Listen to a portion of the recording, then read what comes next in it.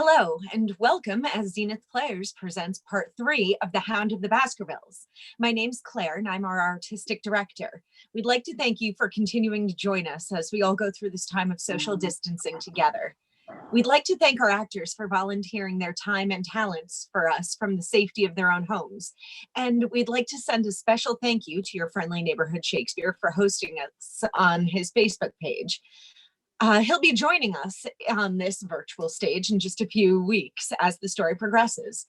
In the meantime, check out his upcoming production with the social distancing players, Julius Caesar, Beware the Ides of the March of the Penguins. We will post more links in the comments section here for more information. For more information about us and who we are and what we do, please feel free to check out zenithplayers.com. If you would like to read with us for future projects, send us an email at casting@zenithplayers.com, or even just send us a Facebook message and we'll get back to you as soon as possible. We are currently doing a new Shakespeare script every Saturday evening. We are happy to announce that this upcoming Saturday is The Tempest. We are also going to have a special reading on Thursday evening of The Maltese Falcon, so we hope you join us for that as well. We want to continue expressing our appreciation and thanks to the frontline and essential workers who are helping to keep all of us safe right now. We hope we can offer some distraction and entertainment for a few hours each week. Now I will hand you over to our very own Dr. Watson. Chapter 5, Three Broken Threads. Sherlock Holmes had, in a very remarkable degree, the power of detaching his mind at will. For 2 hours, the strange business in which we had been involved appeared to be forgotten, and he was entirely absorbed in the pictures of the modern Belgian masters. He would talk of nothing but art, of which he had the crudest ideas, from our leaving the gallery until we found ourselves at the Northumberland. Henry Baskerville is upstairs expecting you. He asked me to show you up at once when you came. Have you any objection to my looking at your register? Not in the least. The book showed that 2 names had been added after that of Baskerville. One was Theophilus Johnson and family of Newcastle. The other, Mrs. Oldmore, maid of High Lodge. Surely that must be the same Johnson whom I used to know, a lawyer. Is he not grey-headed and walks with a limp? No, sir. This is Mr. Johnson, the coal owner. A very active gentleman, not older than yourself. Surely you are mistaken about his trade. No, sir. He's used this hotel for many years, and he is very well known to us. Ah, that settles it.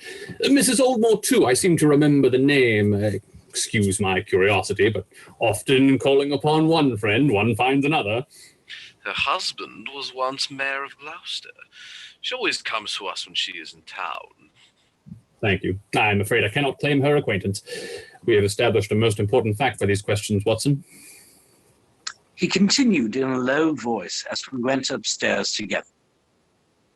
We know now that the people who are so interested in our friend have not settled down in this own hotel. That means that while they are, as we have seen, very anxious to watch him, they are equally anxious that he should not see them. Now, this is a most suggestive fact. What does it suggest? It suggests... hello, my dear fellow, what on earth is the matter? As we came around the top of the stairs, we had run up against Sir Henry Baskerville himself. His face was flushed with anger, and he held an old and dusty boot in one of his hands. So furious was he that he was hardly articulate. When he did speak, it was in a much broader and more Western dialect than any which we had heard from him in the morning. Seems to me they are playing me for a sucker in this hotel. They'll find they've started in to monkey with the wrong man unless they're careful.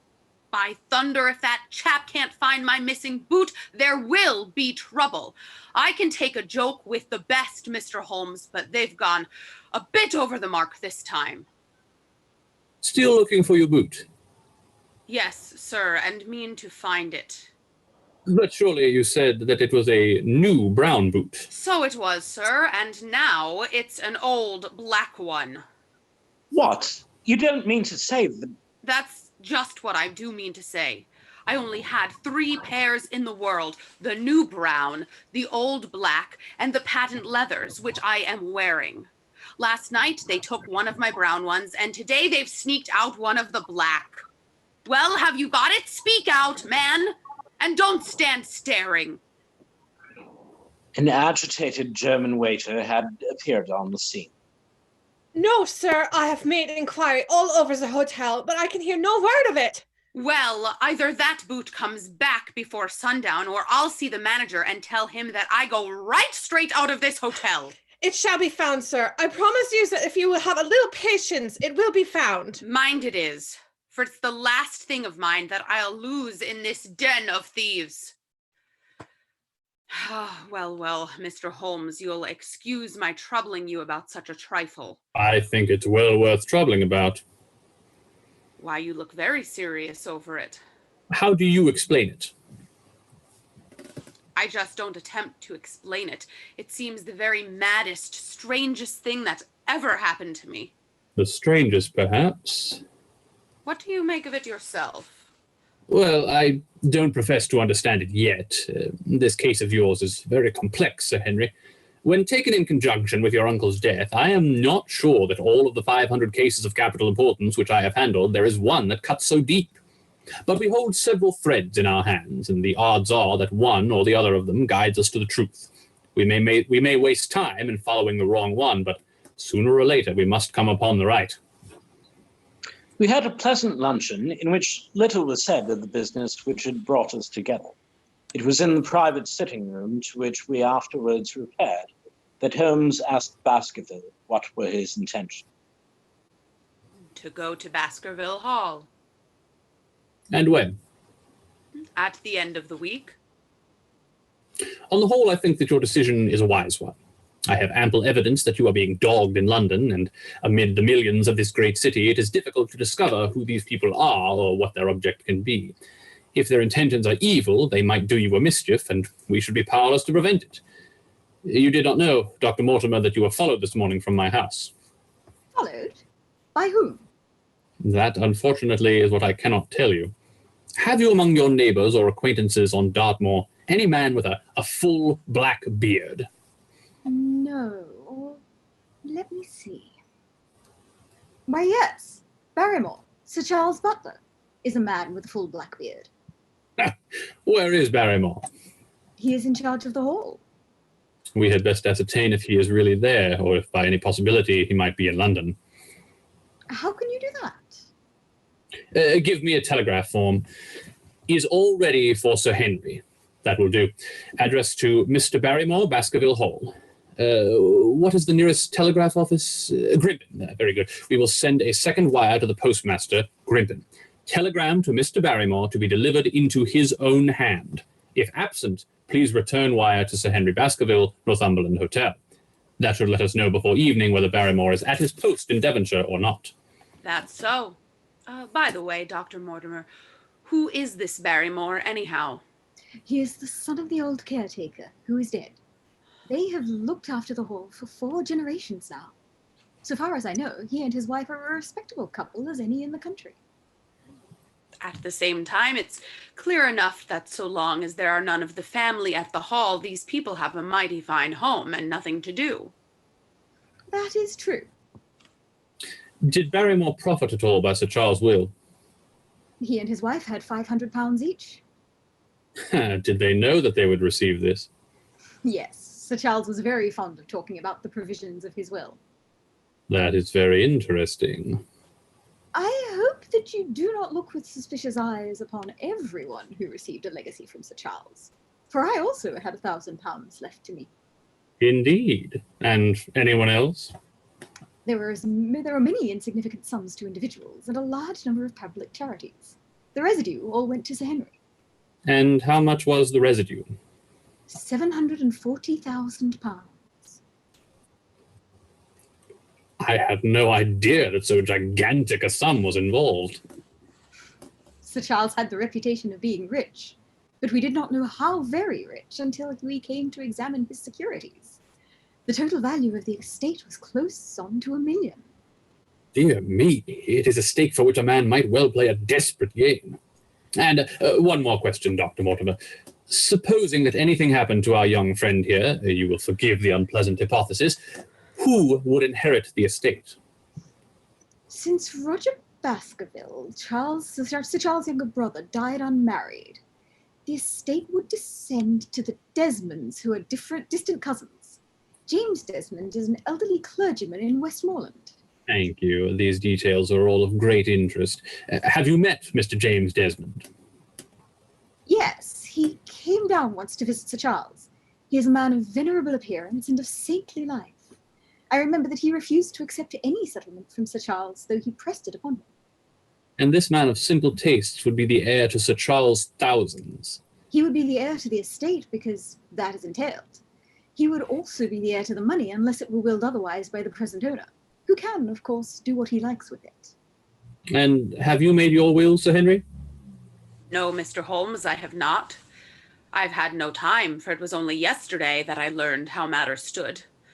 But in any case, I feel that the money should go with the title and the estate.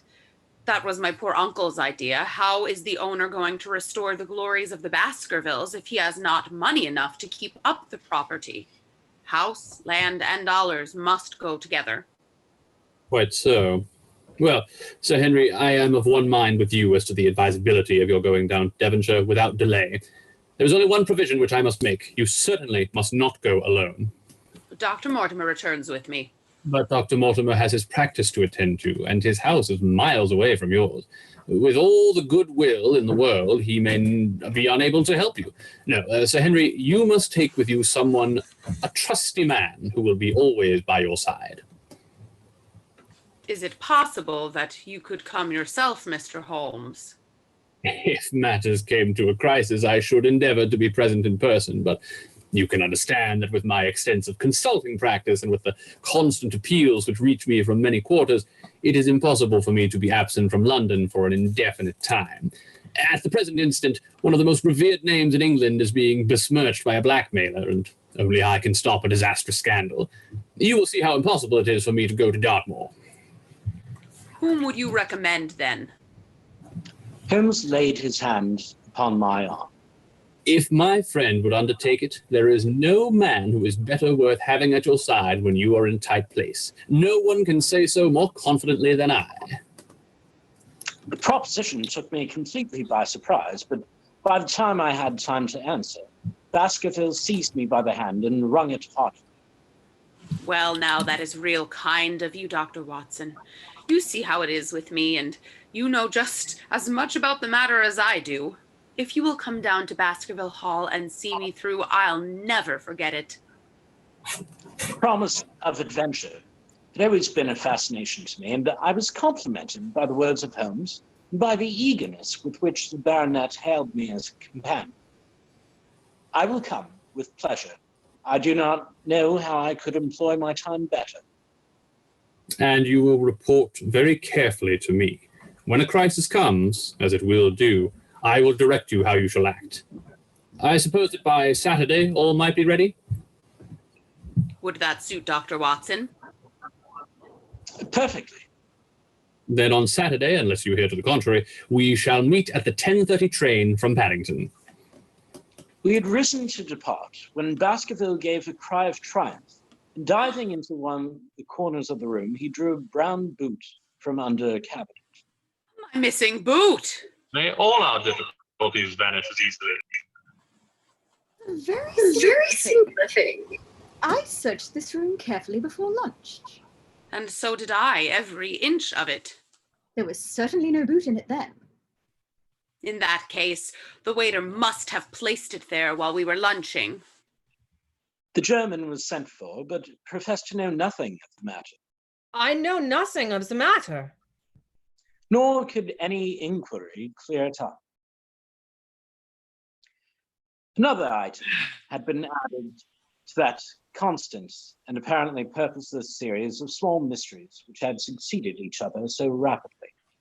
Setting aside the whole grim story of Sir Charles' death, we had a line of inexplicable incidents, all within the limits of 2 days, which included the receipt of the printed letter, the black-bearded spy in the cab, the loss of the new brown boot, the loss of the old black boot, and now the return of the new brown boot.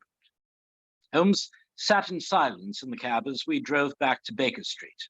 I knew from his drawn brows and keen face that his mind, like mine own, was busy in endeavoring to frame some scheme into which all these strange and apparently disconnected episodes could be fitted. All afternoon, late into the evening, he sat lost in tobacco and thought. Just before dinner, 2 telegrams were handed in. The first ran, Have just heard that Barrymore is at the Hall, Baskerville.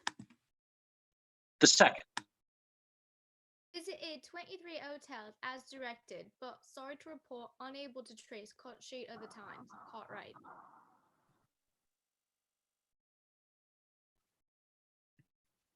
There go 2 of my threads, Watson. There is nothing more stimulating than a case where everything goes against you. We must cast round for another set. we still have the cabman who drove the spy. Exactly. I have wired to get his name and address from the official registry. I should not be surprised if this were an answer to my question. The ring at the bell proved to be something even more satisfactory than an answer, however, for the door opened and a rough-looking fellow entered, who was evidently the man himself.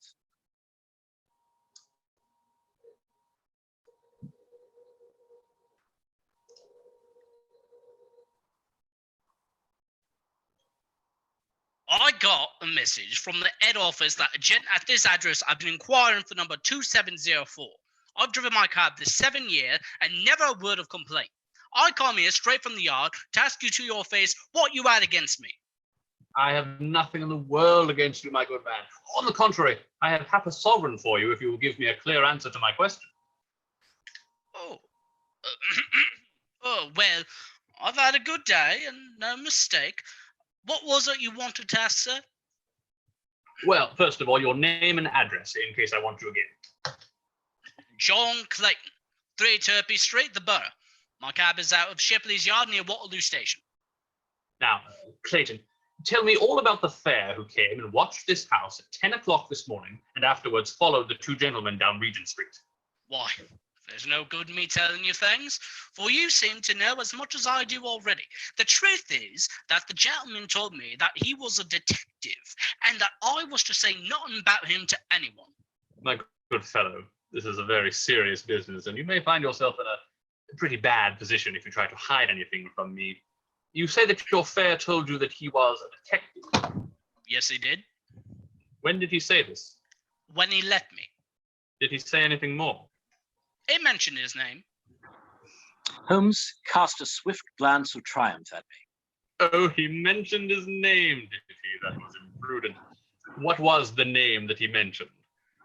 His name was Mr. Sherlock Holmes. Never have I seen my friend more completely taken back than by the cabman's reply. For an instant he sat in silent amazement. Then he burst into a hearty laugh.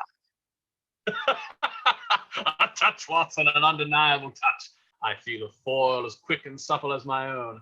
So, his name was Sherlock Holmes, was it? Yes, sir. That was the gentleman's name. Excellent. Tell me where you picked him up and all that occurred. He held me at 9:30 in Trafalgar Square. He said that he was a detective, and he offered me 2 shillings if I would do exactly what you wanted all day and ask no questions. I was glad enough to agree. First, we drove down to the Northumberland Hotel and waited there until 2 gentlemen came out and took a cab from the rank. We followed their cab until it pulled up somewhere near here. This very door. I couldn't be sure of that, but I dare say my fare knew all about it. We pulled up halfway down the street and waited an hour and a half. Then the 2 gentlemen passed us, walking, and we followed down Baker Street and along until... I know. Until we got 3/4 down Regent Street. Then my gentleman threw up the trap and cried that I should drive right to Waterloo Station as hard as I could. I whipped up the mare. We were there under the 10 minutes. Then he paid up his 2 guineas, like a good one, and away he went into the station. Only just as he was leaving, he turned around and he said, It might interest you to know that you have been driving Mr. Sherlock Holmes. That's how I came to know the name. I see. And you saw no more of him? Not after he went into the station. And how would you describe Mr. Sherlock Holmes? Well, he wasn't altogether such an easy gentleman to describe. I put him at 40 years of age, and he was middle height, 2 or 3 inches shorter than you, sir. He was dressed like a toff, and he had a black beard, cut square at the end, and a pale face. I don't know as I could say more than that. Color of his eyes? No, can't say that. Nothing more that you can remember? No, sir, no. Well then, here is your half sovereign. There's another one waiting for you if you can bring any more information. Good night. Good night, sir, and thank you. John Clayton departed chuckling, and Holmes turned to me with a shrug of his shoulders and a rueful smile.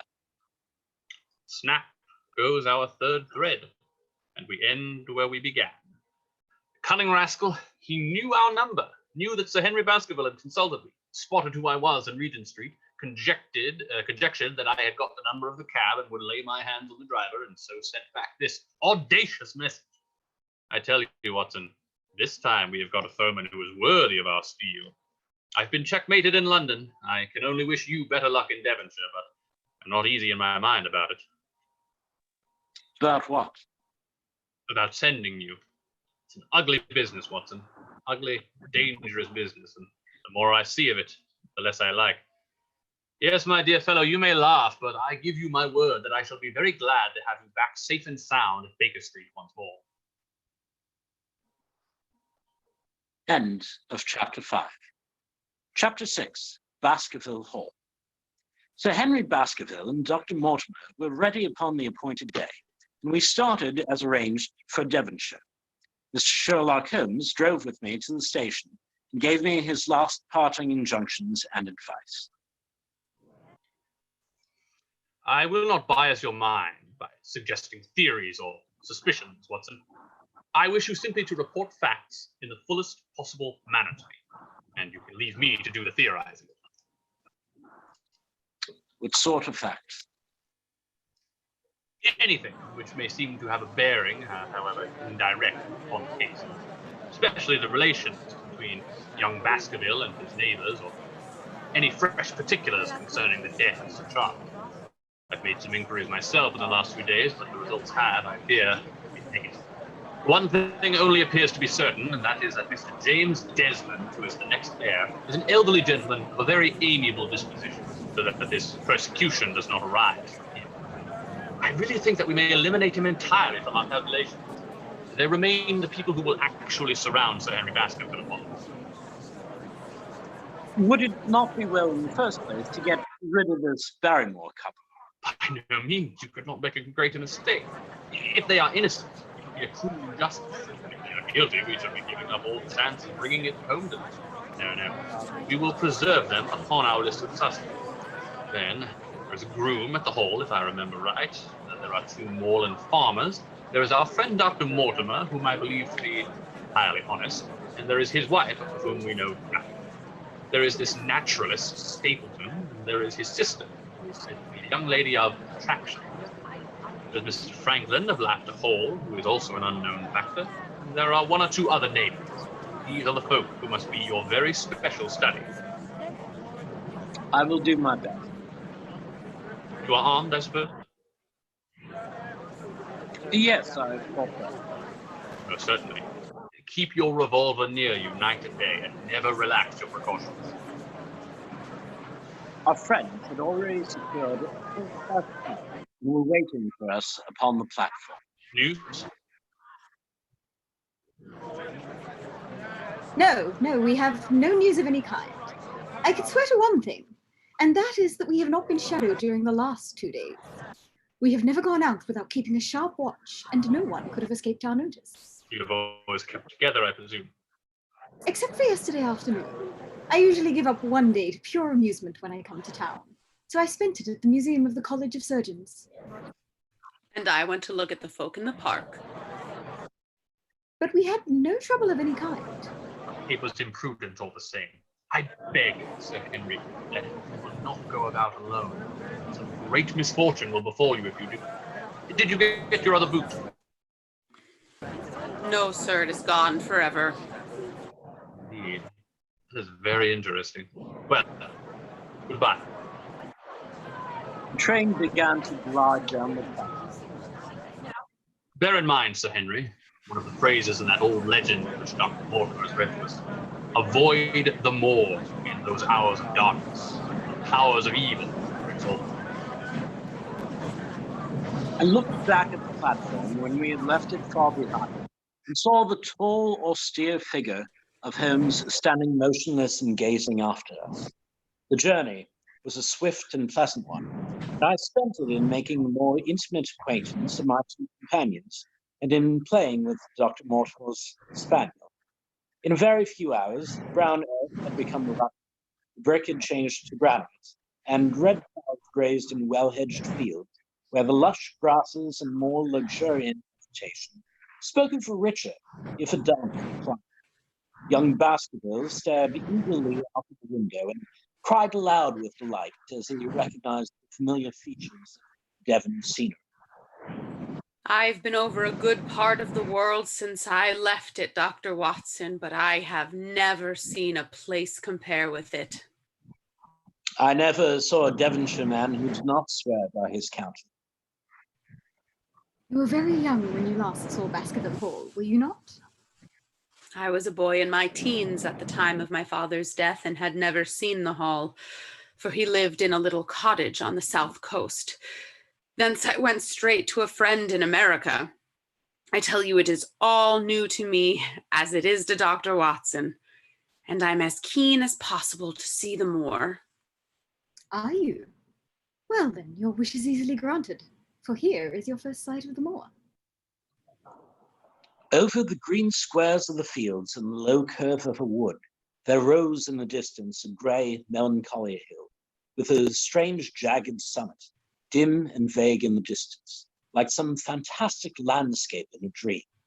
Baskerville sat for a long time, his eyes fixed upon it, and I read upon his eager face how much it meant to him, this first sight of the strange spot where the men of his blood had held sway so long and left their mark so deep.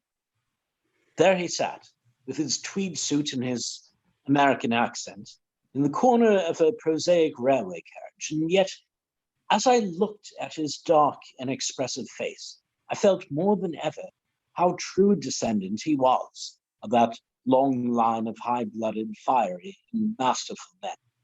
There were pride, valor, and strength in his thick brows, his sensitive nostrils, and his large hazel eyes. If on that forbidding moor a difficult and dangerous quest should lie before us, this was at least a comrade for whom one might venture to take a risk, with the certainty that he would bravely share it. The train pulled up at a small wayside station, and we all descended. Outside, below the low white fence, the wagon was waiting. Our coming was evidently a great event. The station master and porters clustered around us to carry out our luggage.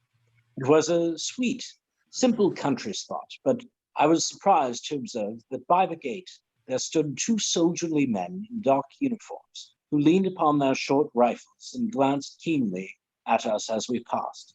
The coachman, a hard-faced, gnarled little fellow, saluted Sir Henry Baskerville, and in a few minutes we were flying swiftly down the broad white road. Rolling pastures, lands curved upward on either side of us, and our old gabled houses peeped out from amid the thick green foliage. But behind the peaceful and sunlit countryside, there rose ever, dark against the evening sky, the long, gloomy curve of the moor, broken by the jagged and sinister hills. The wagon swung round into a side road, and we curved upward through deep lanes worn by centuries of fields, high banks on either side, heavy with dripping moss and fleshy, hard-tongued ferns. Bronzing bracken and mottled bramble gleamed in the light of the sinking sun. Still steadily rising, we passed over a narrow granite bridge, skirted a noisy stream which gushed swiftly down, foaming and roaring amid the grey boulders. Both road and stream wound up through a dense valley with scrub oak and fir. At every turn, Baskerville gave an exclamation of delight, looking eagerly about him and asking countless questions. To his eyes, all seemed beautiful. But to me, a tinge of melancholy lay upon the countryside, which bore so clearly the mark of the waning year. Yellow leaves carpeted the lane and fluttered down upon us as we passed. The rattle of our wheels died away as we drove through drifts of rotting vegetation. Sad gifts, as it seemed to me, for nature to throw before the carriage of the returning heir of the Baskervilles. Hello, what is this? A steep curve of heath-clad land, an outlying spur of the moor lay in front of us. On the summit, hard and clear like an equestrian statue upon its pedestal, was a mounted soldier, dark and stern, his rifle poised ready over his forearm. He was watching the road along which we traveled. What is this, Perkins? Our driver half turned in his seat. There's a convict escaped from Princetown, sir. He's been out 3 days now, and the warders watch every road and every station, but they've no sight of him yet. The farmers about here don't like it, sir, and that's a fact. Well, I understand that they get £5 if they can give information. Yes, sir, but the chance of £5 is but a poor thing compared to the chance of having your throat cut. You see, it isn't like any ordinary convict.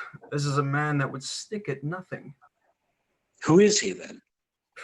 It is Selden, the Notting Hill murderer. I remembered the case well, for it was one in which Holmes had taken an interest on account of the peculiar ferocity of the crime and the wanton brutality which had marked all the actions of the assassin. The commutation of his death sentence had been due to some doubts as to his complete sanity, so atrocious was his conduct. A wagon had topped a rise, and in front of us rose a huge expanse of the moor, mottled with gnarls and craggy cairns and tors. The cold wind swept down from it and set us shivering. Somewhere there, on that desolate plain, was lurking this fiendish man, hiding in a burrow like a wild beast, his heart full of malignancy against the whole race which had cast him out. It needed but this to complete the grim suggestiveness of the barren waste, the chilling wind and the darkling sky. Even Baskerville fell silent and pulled his overcoat more closely around him. We left the fertile country behind and beneath us. We looked back on it now, the slanting rays of a low sun turning the streams to threads of gold and glowing on the red earth, new turned by the plough and the broad tangle of the woodlands. The road in front of us grew bleaker and wilder over huge russet and olive slopes, sprinkled with giant boulders. Now and then we passed a moorland cottage, walled and roofed with stone, with no creeper to break its harsh outline.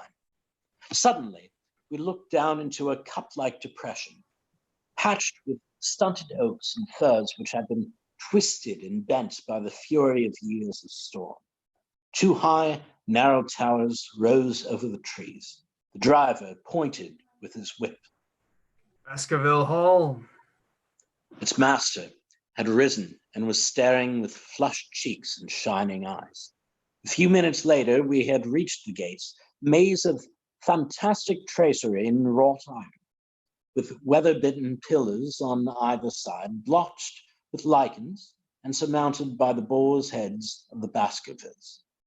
The lodge was a ruin of black granite and bared ribs of rafters, but facing it was a new building, half constructed, the first fruit of Sir Charles' South African gold.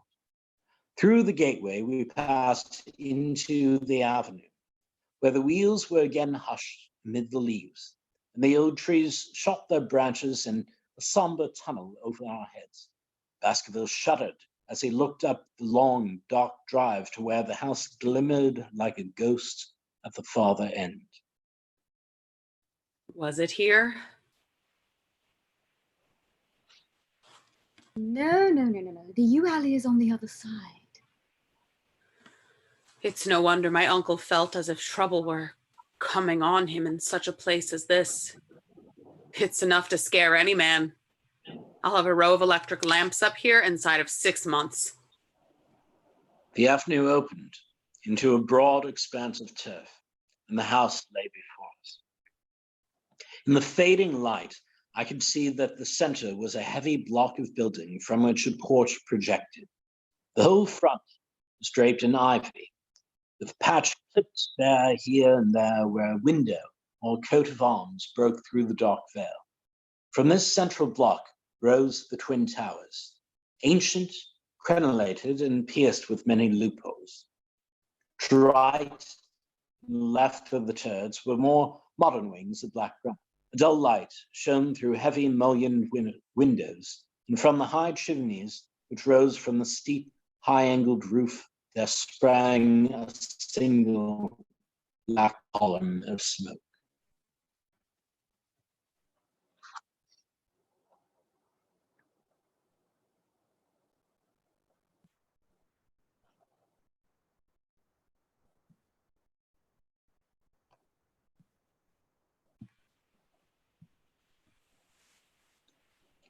Barrymore, I presume?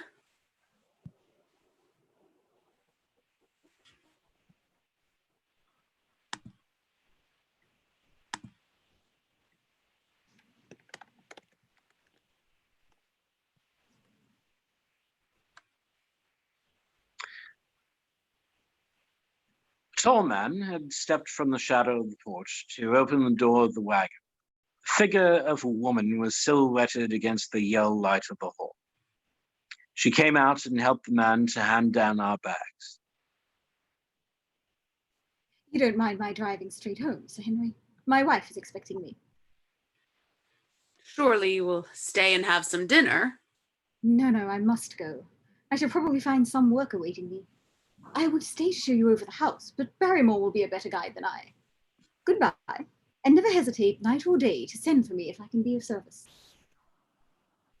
The wheels died away down the drive, while Sir Henry and I turned into the hall, and the door clanged heavily behind us. It was a fine apartment in which we found ourselves, large, lofty, and heavily raftered with huge bolts of age-blackened oak. In the great old-fashioned fireplace behind the high iron, dogs of log fire crackled and snapped.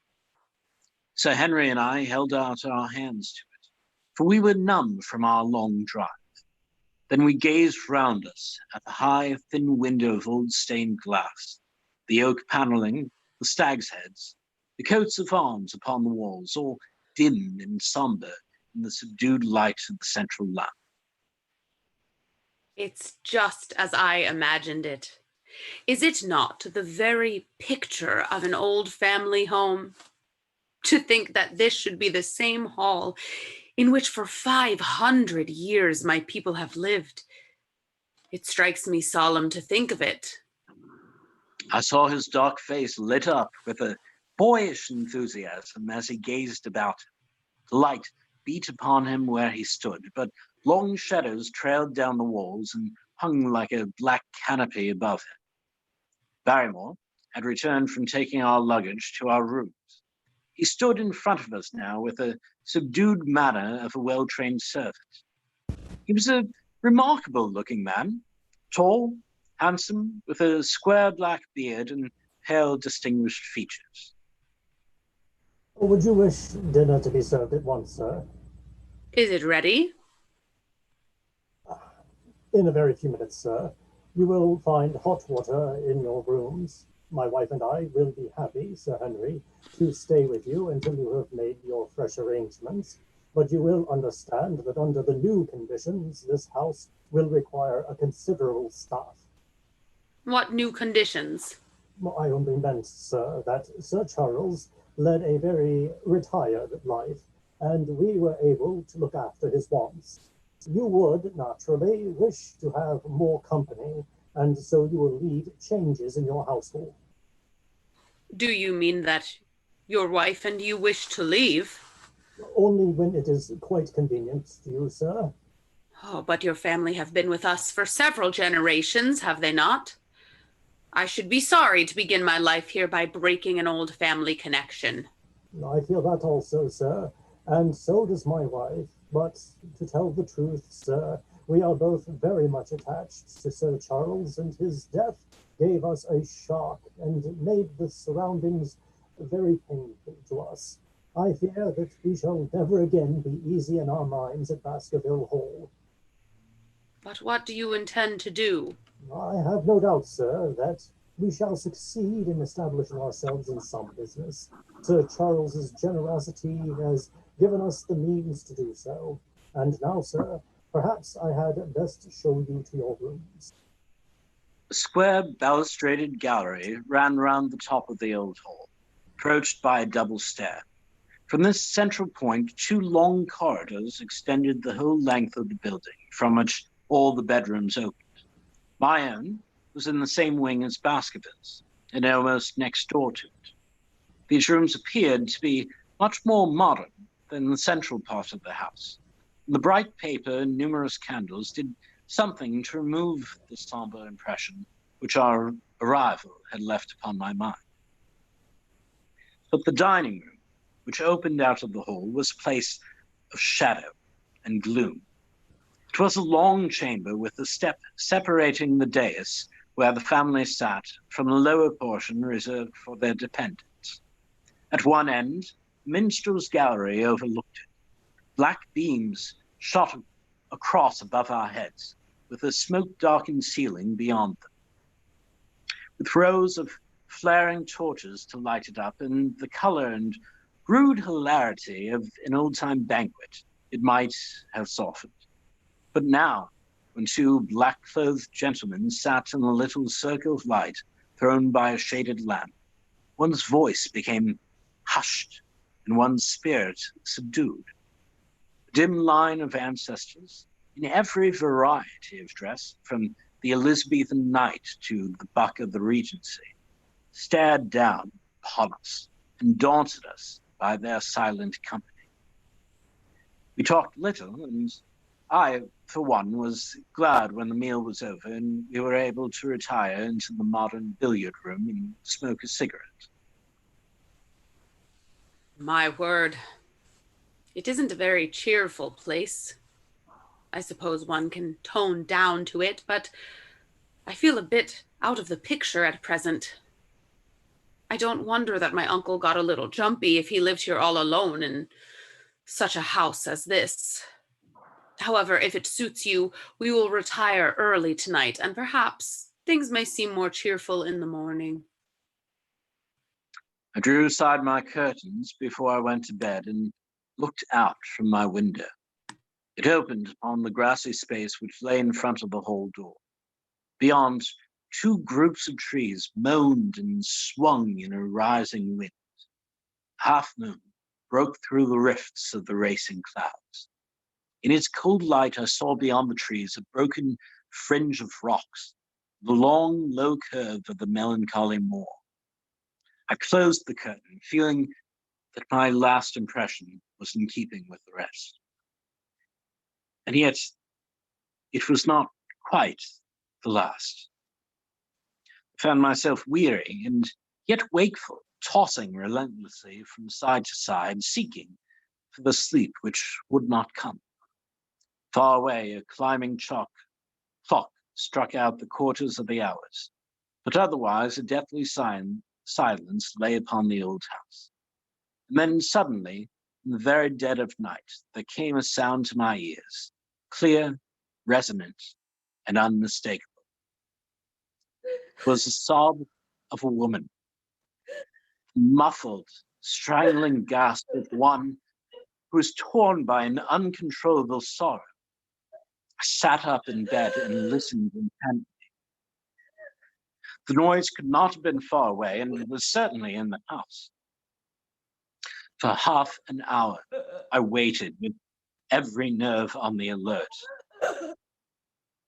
but there came no other sound save the chiming clock and the rustle of the ivy on the wall. End of chapter 6.